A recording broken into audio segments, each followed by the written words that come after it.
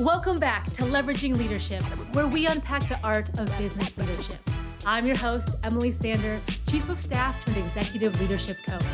This show is all about finding your points of greatest influence and leveraging them to better serve those around you. My guest today is Andrew Matthews. Andrew, welcome to the show. Very happy to have you on. Thank you, Emily. It's an honor to be here. And where are you coming to us from? Are you in Australia now? I know you were traveling all around the world before. Far North Queensland in Australia. There we go. So There we go. it's tomorrow here. I know. I used to have clients in Australia, and that would always just trip me out. And I've been on plane rides where I actually land before I left, and that always does a mind warp on me too. Yes, I once missed Christmas. I flew from San Francisco to Bali and left on the 24th and arrived on the 26th. Oh, no. Oh, no. Yeah, that would just make my mind explode, but very happy to have you even, from the future.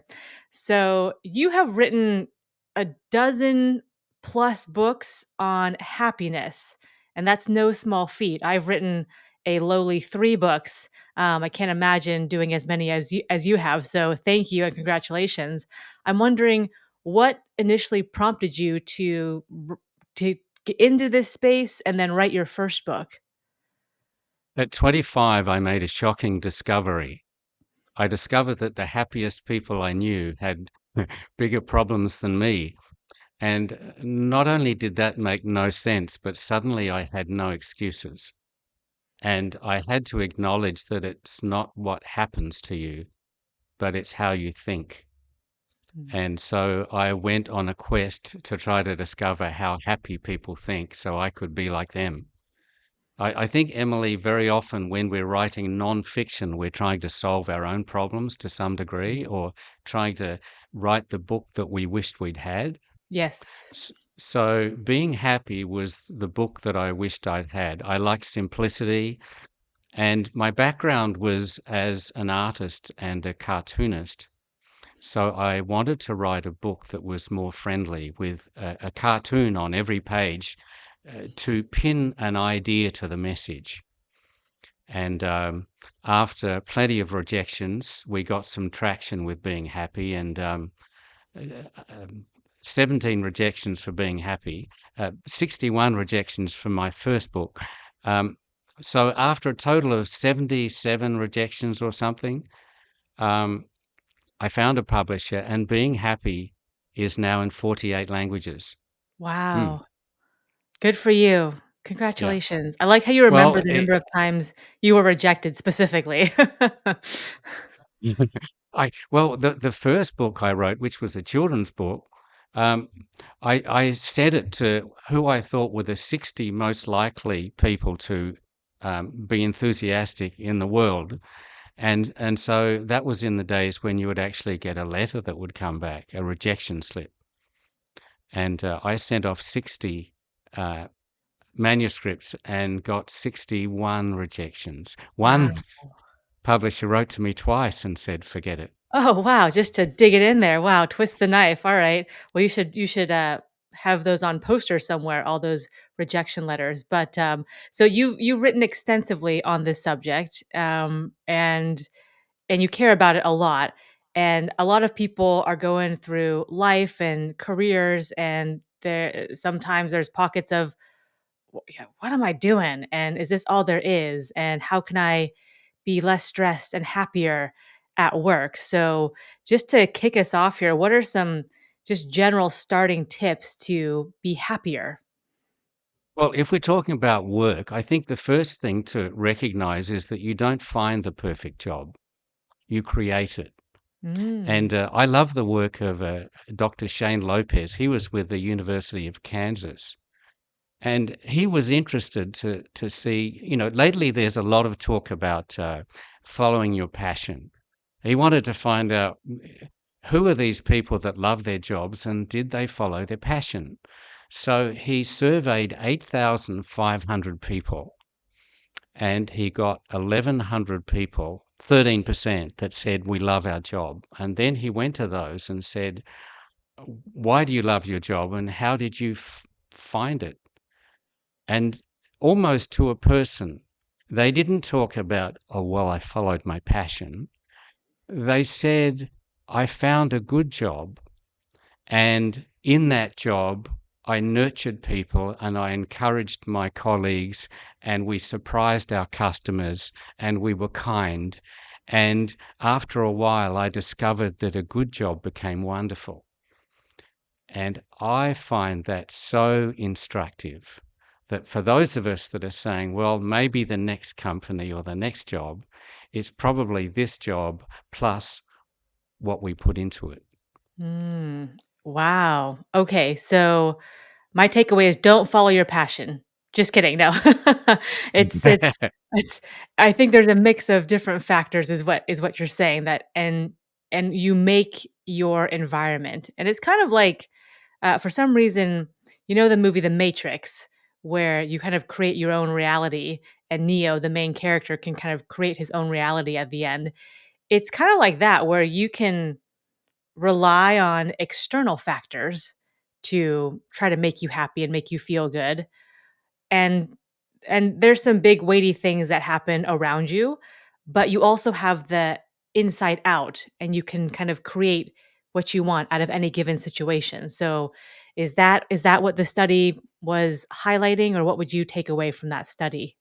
Life is what you make it. And also, we find what we look for.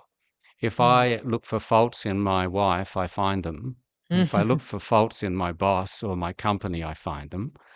And the more that I say to myself, life is very much about the questions that we ask ourselves. Yeah. What do I love about this? What do I love about these people that I work with? What do I love about the challenges that I'm dealing with and what it's teaching me? Then we get different answers and life continues to get better. So it is always about how we see it, the questions that we ask ourselves. Mm. Is that the difference between happy and unhappy people? Is it just the questions we ask ourselves? Very much so. There's a Mm. cartoon in a couple of my books where I make the point that happy people focus on what they have, and adjacent to that caption is a fellow with just one slice of cake.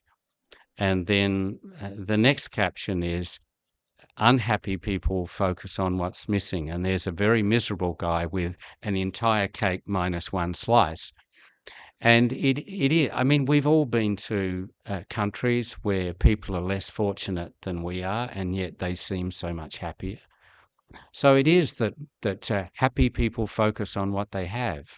It's not that we um, are not aware of Mhm. where we need to improve or how our company can be doing better.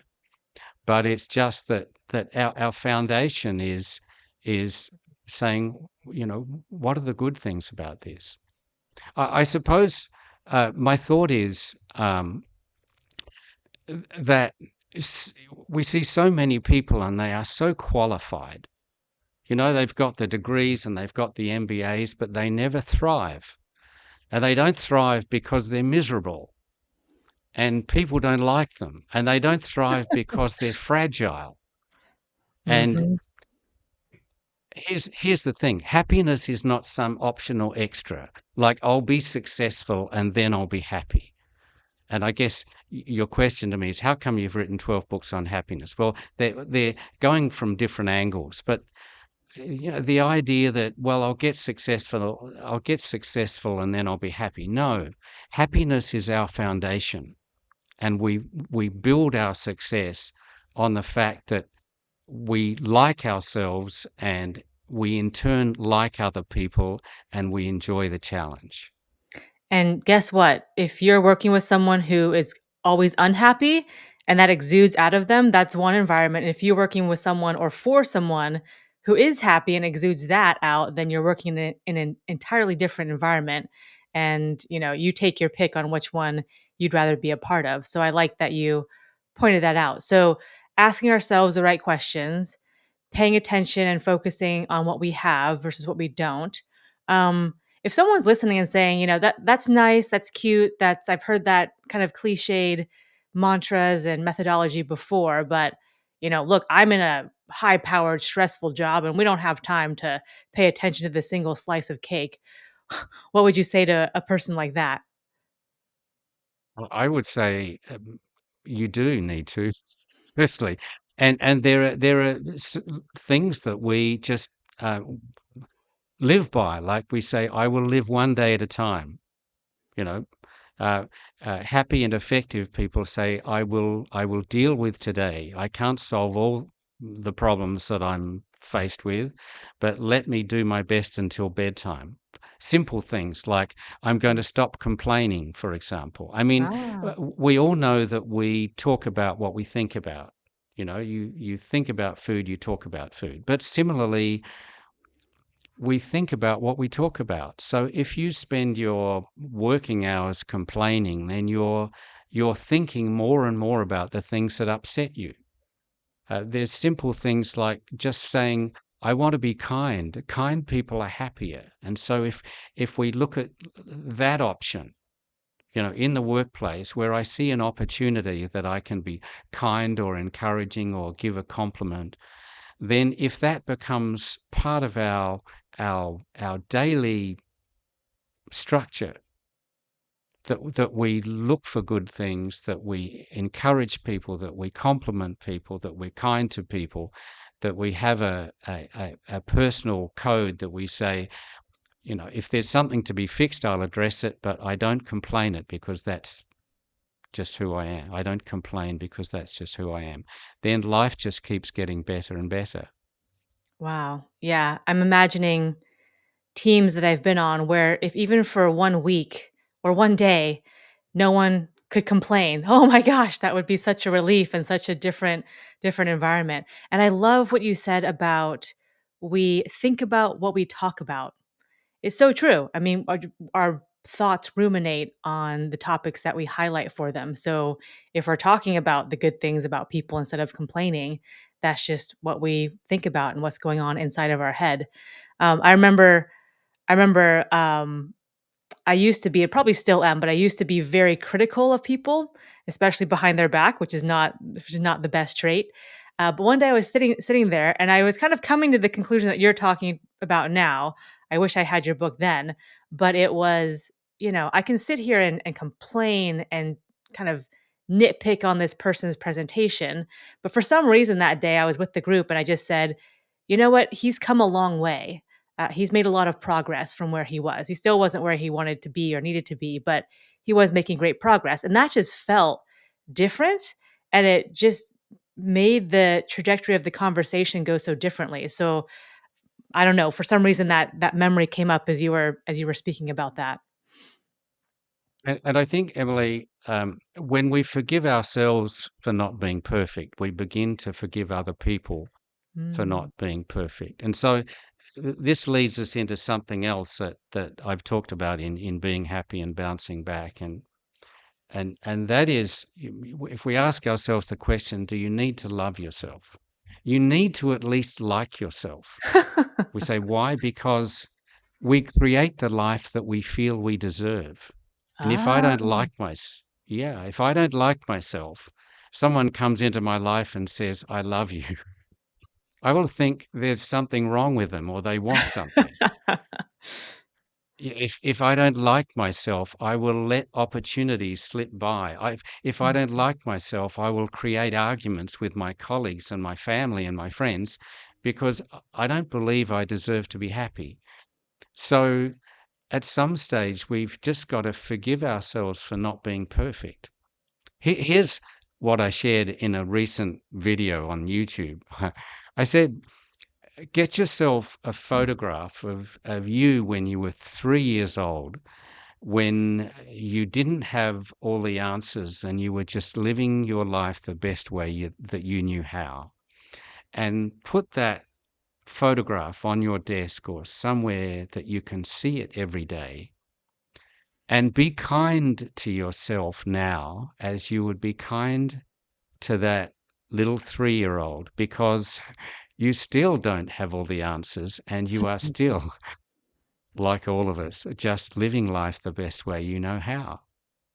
I love that. Yes, and I've often, um thought about even so I started my coaching practice, and I thought about when I first started my first 6 months of the new business, and I'm like, "Man, you were an idiot. You didn't know anything," and I a lot of stuff was new. I learned very quickly, but I look back and I'm like, "I would have made very different decisions had I known then what I know now." But of course, that's life, and that's how you get the experience, and I'm sure, and I hope that I continue to grow where in 3, 5, 10 years down the line, I look back at myself now and I'm just like, "Oh my gosh, facepalm. What the heck was I doing?" But it's because I've grown so much. So I think that's a fantastic thing to keep in mind.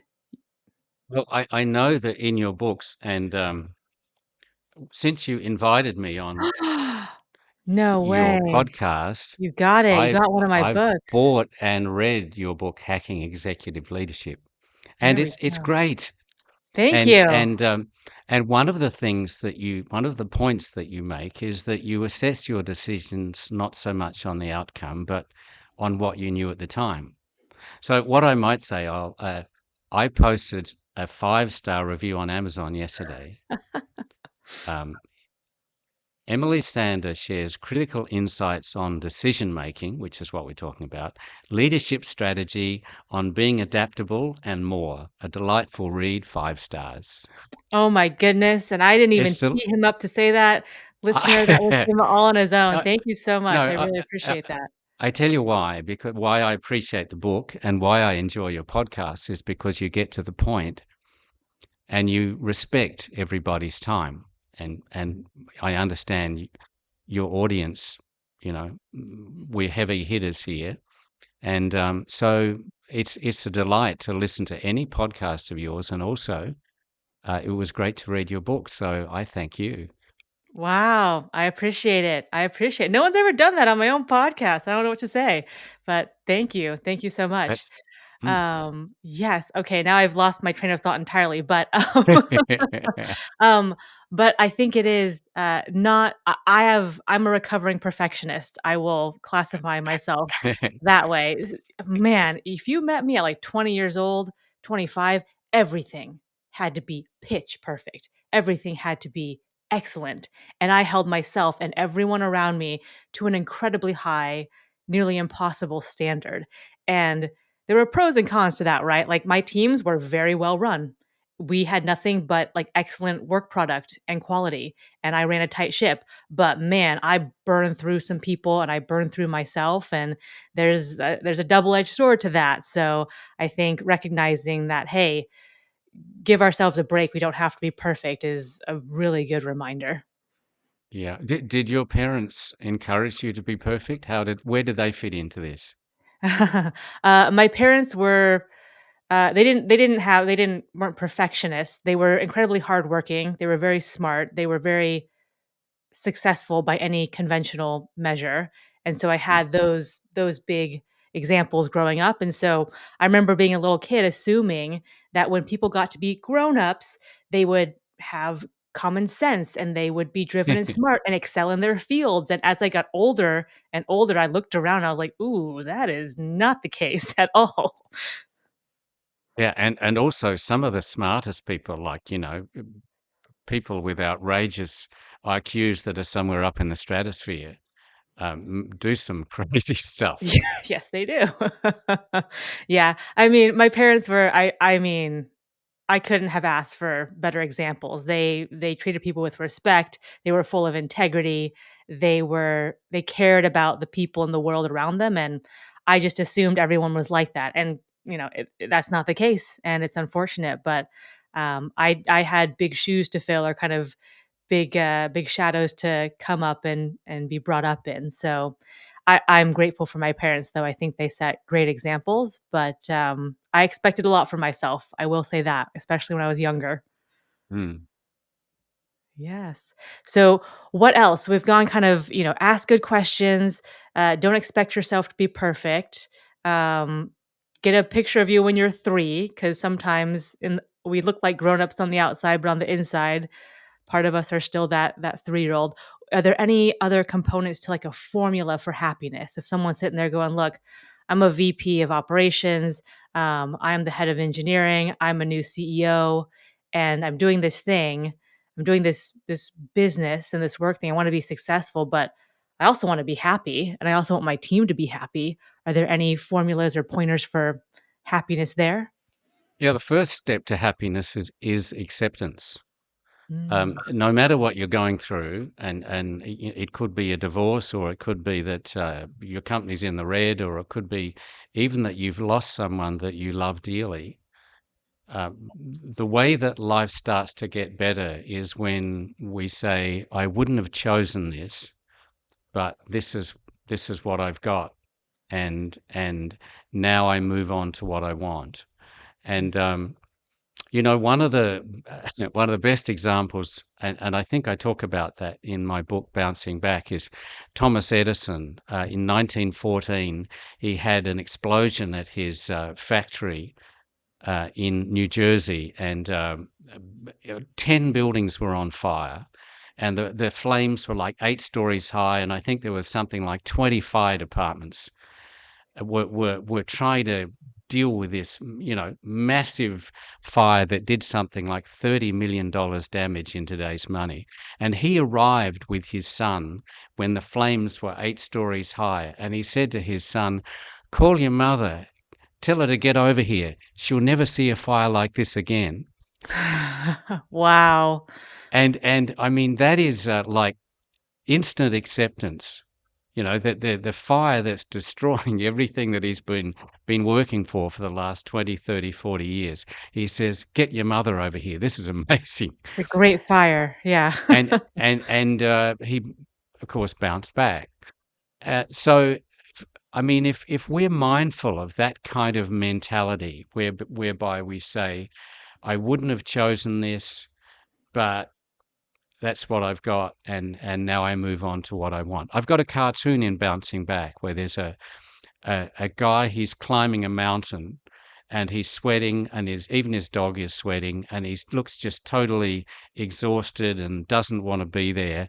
And the caption is, "What you thought was breaking you is probably making you." Mm, And so often, the challenges and the disasters that we thought were the end of the line were some beginning that we never even imagined. yeah. And related to that, I would suggest that no one is born extraordinary. We become extraordinary by facing challenges that we didn't choose. And so we come back to this idea of acceptance. Whatever we've got, we say, I don't know why I needed this, but in some way, perhaps I need to say to myself, this is setting me up for more success. This is equipping me for challenges or a journey that I didn't even know was coming. Mhm. Yes, and I think I can certainly recall a number of times in life where at the time I was not happy in my circumstance, and I was like, "Why is this happening to me? Why do I have to go through this?" Looking back now in retrospect, it was, "Oh my gosh, I could have only gotten that lesson, and I could only have gotten better in that way through experience. There was no other way to do it but to go through it." And I'm grateful for a lot of those experiences now. Not at the time, wouldn't have said that at the time, but looking back, I can connect those dots. So now when things that are challenging and overwhelming happen, I try very hard to remember this is shaping you, this is refining you, this is getting you ready and equipped to do what you need to do going forward. You don't know that yet, but you will look back in time and see this for what it is.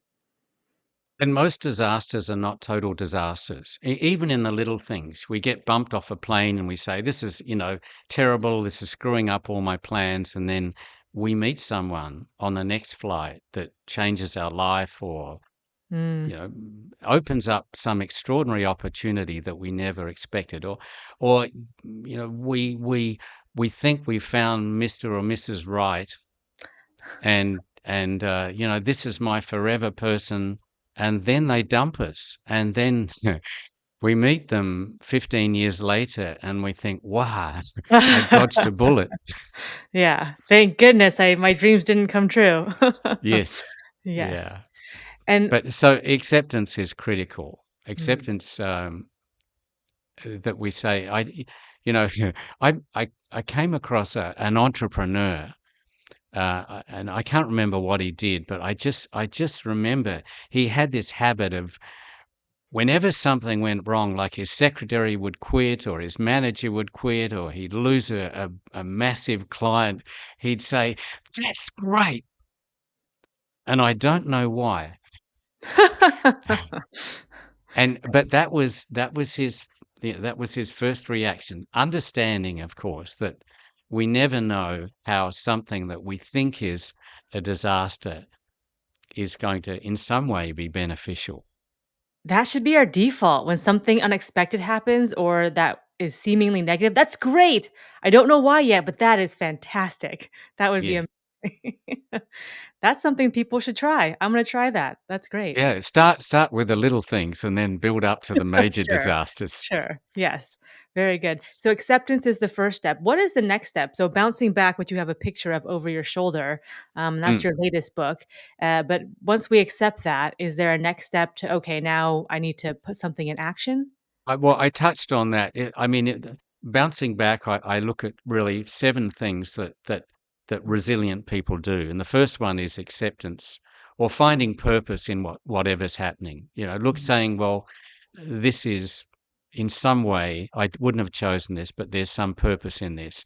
Accepting what's happened, um, w looking for good things every day. We wake up and we say, "What is one good thing about, this job that I've got? What is one good thing about these challenges that I'm facing?" Um, uh, Negative thoughts are like rats.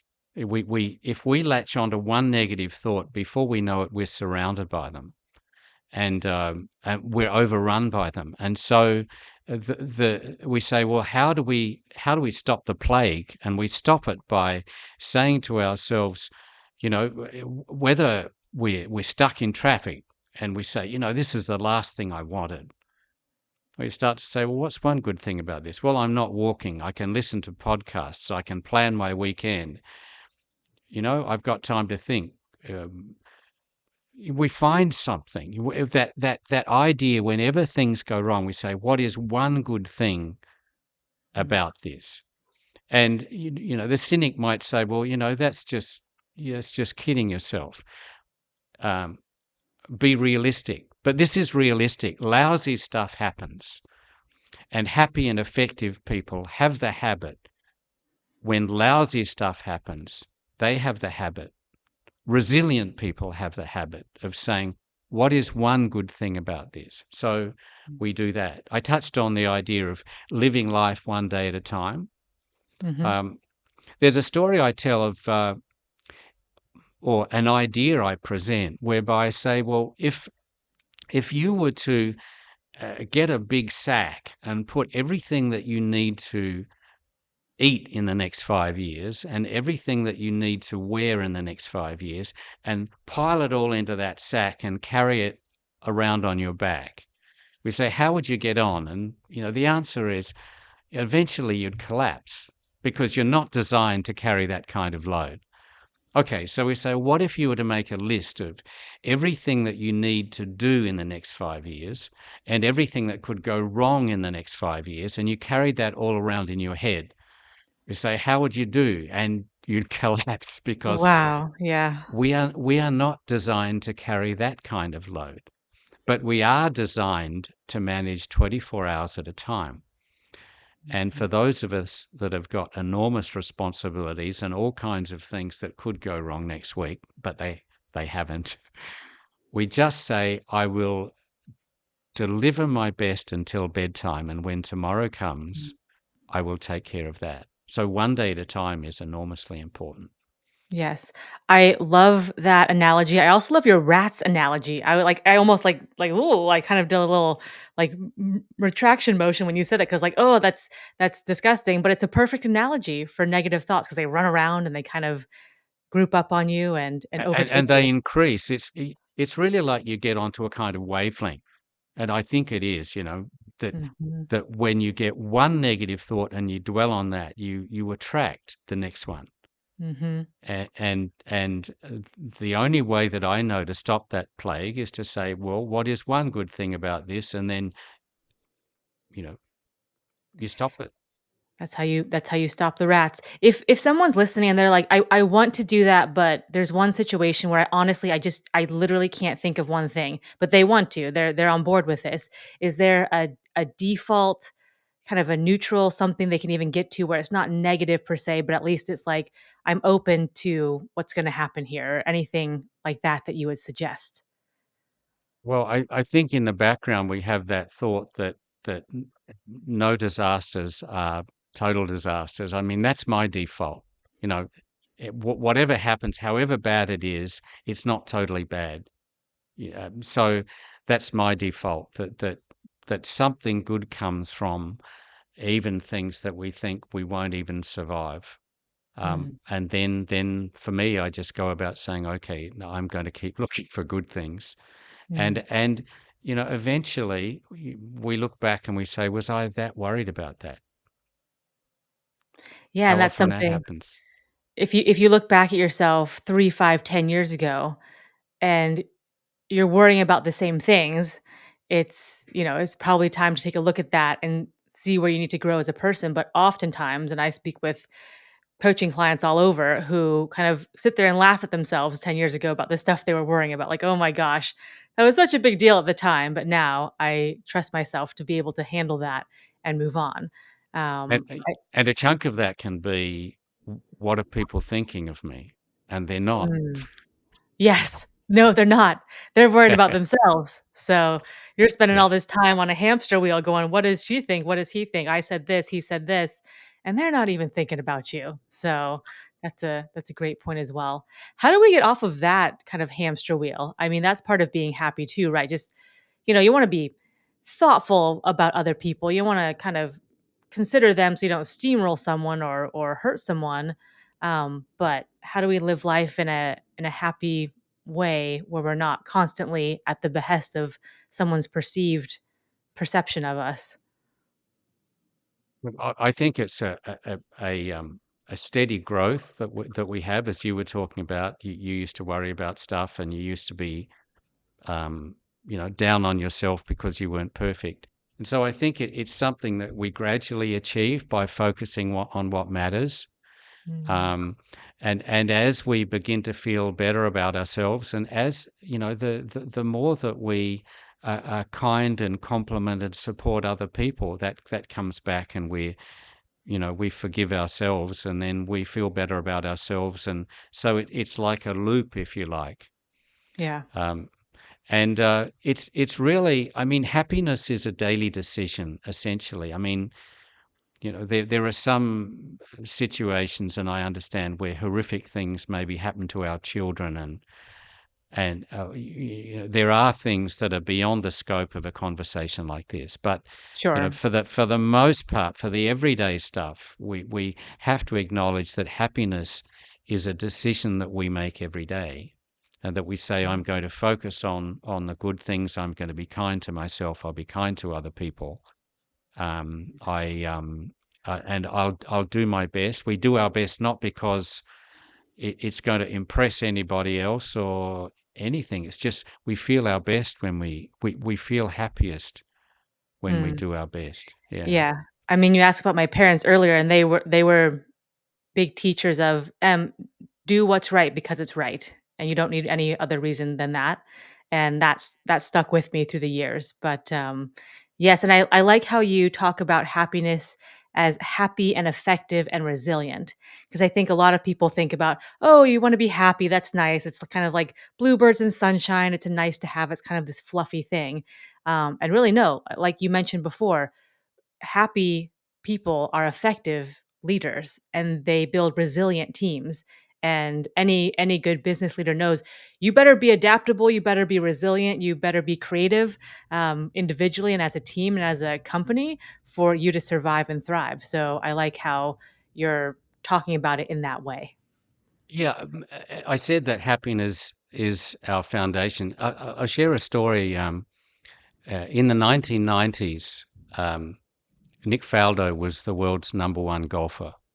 And I walked upstairs to my office one day, and back in the days when faxes were on one long bit of paper that would be right across your office. And one morning, and there was like 40 faxes that I'd received, and it turned out that Nick Faldo had just won the British Open golf tournament in a very tight finish with I think an American golfer called John Cook or something. But it was this it was this shot by shot, hole by hole, tight as you know you would believe this finish. And they asked him at the press conference, how what was different about you today? How come you finally won this tournament, the British Open? He said, I read this book by Andrew Matthews called Being Happy. And, what the hell do I know about golf? I know nothing about golf. Um, so the question for me, I'm asking myself, how is it? What did he get from my book? The fact is, when you feel better, you do better. It is that simple, and you're less tough on yourself. And so, whether you're a golfer or whether you're a CEO, um, uh, uh, when you feel better, when you feel happier managers um, solve problems 30% faster. Happy surgeons, happy doctors diagnose illnesses 30% more accurately. So you not only do you want to be happy, you want to I have want a happy surgeon, yeah. you want a happy surgeon. So yeah, our mind works better because Mhm. it's about brain waves and creative thinking. So I understand that we might be an executive with incredible responsibilities and you know things weighing down on us, but ultimately the happier you can be in that environment, the better decisions you will make, and people will tend to like you more, and that helps. Yes, it does. Yes, it does. And even when you just said, when you're happier, you do better. I was like, yeah, yeah, you do. It's just intuitive. So you Yeah. don't need to make it complicated and complex when it's not. It's fairly simple and straightforward. But Andrew, you've dropped so many gems in this conversation and so many quotes. And Bouncing Back is your latest book. So can you tell people anything you want them to know about that, and certainly where to pick that up if they're interested? Oh, thank you, Emily. Well, Bouncing Back is a book that I just launched because we're all bouncing back from something. We're bouncing back from eating too much or spending too much, or bouncing back from that promotion that we thought we were going to get but didn't, or a relationship that started out well. We're all bouncing back from something, and so I wanted to, in a very simple way, and my books are simple. Bouncing Back has 90 cartoons in it because I think a book should be fun to read. Um, Bouncing Back is about the 7 things that resilient people tend to do. We don't need to do them in any particular order. We don't need to do all of them, but doing one of them will help. And so we take it from there. And I share a lot of stories of people that have inspired me. Lots of short little stories, and lots of cartoons, and it's light reading, but the reviews have been enthusiastic. And we've only launched, haven't even launched it in my home country yet. We've launched it in Singapore, Malaysia. It's just gone into India, Bulgaria, Vietnam, and but it's not launched. It's not in bookshops in America, but it's on Amazon. Bouncing Back. There we And it's go. also the Audible. If you enjoy your books with a Australian accent, I actually do. My Siri, like, oh, she's gonna turn on here, but I have her programmed for an Australian accent because I like it so much. So I might pick up all your books on Audible. That'd be a great way to listen. But thank you for for being on. Thank you for writing these books because I think people need to hear them. And I like your story about the golfer because in any facet of life, in any profession, I think that being happy and the things that you talk about are important and can help people. And we'll certainly have the links to Amazon and the links to connect with you if someone wants to in the show notes as well. But Andrew, thank you so much. It's my pleasure, Emily. Thank you. If you enjoyed today's episode, please like, share, and subscribe wherever you get your podcasts.